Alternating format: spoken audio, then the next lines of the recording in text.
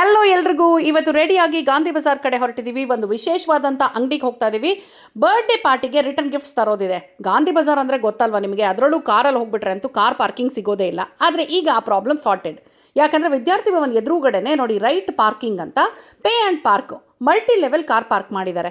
So ನಮಗಂತೂ ಸಖತ್ ಖುಷಿ ಆಯಿತು. ಇನ್ನೂ ರೆಡಿ ಆಗ್ತಾ ಇದೆ ಇದು, ಬಟ್ ಕಾರ್ ಪಾರ್ಕಿಂಗ್ ಅಂತೂ ರೆಡಿ ಇದೆ. ಸೊ ಹೋದ್ವಿ, ಸೀದಾ ಕಾರ್ ಪಾರ್ಕ್ ಮಾಡ್ಕೊಂಬಿಟ್ವಿ. ಇಲ್ಲಿ ವೈಫೈ ಫೆಸಿಲಿಟಿ ಇದೆ, ಮಹಿಳೆಯರಿಗೆ ಅಂತ ಕಾರ್ ಪಾರ್ಕಿಂಗ್ ಮಾಡಿದ್ದಾರೆ, ಜೊತೆಯಲ್ಲಿ ಡ್ರಿಂಕಿಂಗ್ ವಾಟರ್ ಇದೆ, ರೆಸ್ಟ್ ರೂಮ್ಸ್ ಇದೆ.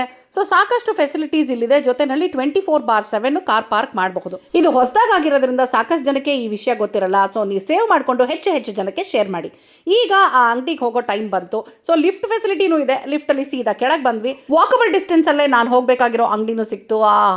ಈ ಅಂಗಡಿ ಅಂತೂ ಏನು ಸಖತ್ತಾಗಿದೆ ಅಂದರೆ, ಒಳಗೆ ಬಂದ ತಕ್ಷಣ ಒಂದಕ್ಕಿಂತ ಒಂದು ಎಲ್ಲದನ್ನು ತೊಗೋಬೇಕು ಅನ್ಸುತ್ತೆ.